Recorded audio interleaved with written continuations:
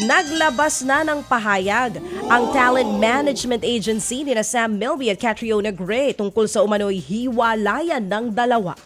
Sa statement ng Cornerstone, inamin nilang dumadaan ngayon sa ilang hamon ang relasyon ni Kath at Sam. Gayunman, nire-resolba raw nila ito ng magkasama. Humihiling naman ang Cornerstone ng privacy para sa dalawa sa gitna po ng kanilang sitwasyon.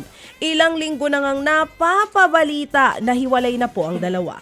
Nagsimula ito nang ilang beses makita si Kath na hindi suot ang kaniyang engagement ring. Ito maganda, maaga pa lang po naglabas na kaagad ng pahayag. Kasi pag matagal yung pong pagbibigay ng mga statement, nauuwi sa mga kuro-kuro, haka-haka at kung ano-anong mga intriga.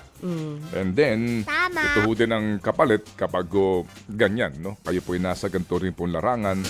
Kung kayo'y ganyan po di mga kasikat, definitely po, maaari ho kayong mahumantong nga sa kung ano-anong mga usap-usapan. Ultimo, nakalimutan mo lang isuot yung sing-sing. Malaki na hong issue yan. Pero again, hindi pa nila kino-confirm ang break-up, pero kinonfirm ng agency na meron po silang pinagdadaanan. Kaya yan ang kabilin-binilang ko Ang alin? na huwag mag-aartista.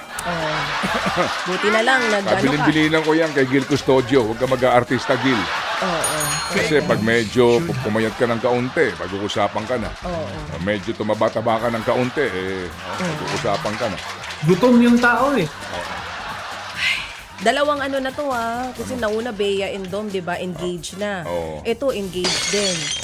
Kapag engaged, di talaga kasiguraduhan na pwedeng kayo na talaga sa dulo. Matatanda na sila. Basta importante, Matanda na raw kayo! Walang mga pinag-uusap-usapan kung ano-anong mga... Sige. Nilabas na po nila Justin ng SB19 ang kanya-kanyang solo debut single na Suriel. Napaka... Ano ba? Hindi ko ito kilala. Surreal. It's surreal. Surreal. Hindi surreal. You're so cute talaga, baby. Surreal. Surreal.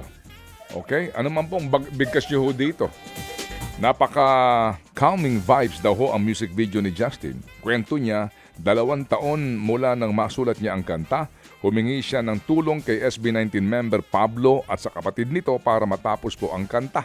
Umaasa rin po si Justin na, ito ho na naman, ma-explore niya ang ibang genre ng mga kanta matapos po ang kanyang solo debut. Si Justin po ang ika-4 na member ng SB19 na nagkaroon ng solo. Ayan. Sige, solo flight. Congratulations, Suriel. Justin! Samantala, number 1 sa Billboard Hot 100 chart, ang bagong awitin naman ni Beyonce na Texas Hold'em.